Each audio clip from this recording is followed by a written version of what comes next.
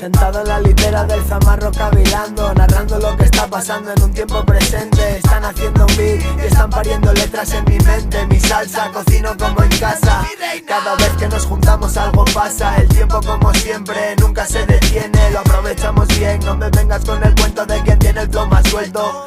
Tienes bien, tiene el problema resuelto. Y en la pie por supuesto hemos vuelto en este tema para decirle al resto que cuando hay inspiración hacemos esto. Esos contextos, la diferencia es que aquí en la base se hace al mismo tiempo.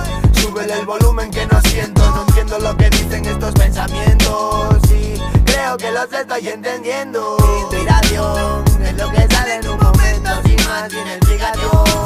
En el que te comunicas con el interior. Y ese es el rollo. Inspiración es lo que sale en un momento sin más, sin explicación. En el que te comunicas con el interior. Y ese es el rollo. Estoy en ese punto en el que lo estoy flipando. Mi mente flota en blanco y en el presente estoy temblando y destemplado, con el ritmo cardíaco acelerado. Ahora soy ese sonido que se escapa por el altavoz y se transfiere al universo como los conocimientos.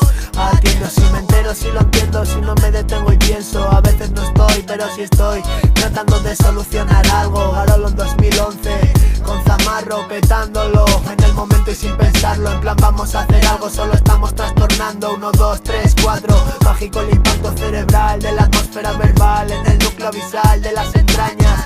Más caña, esto estaba improvisado y ha quedado aniquilado. Dime por qué será si no es inspiración. Es lo que sale en un momento sin más, sin explicación. En el que te comunicas con el interior. Y ese es el rollo.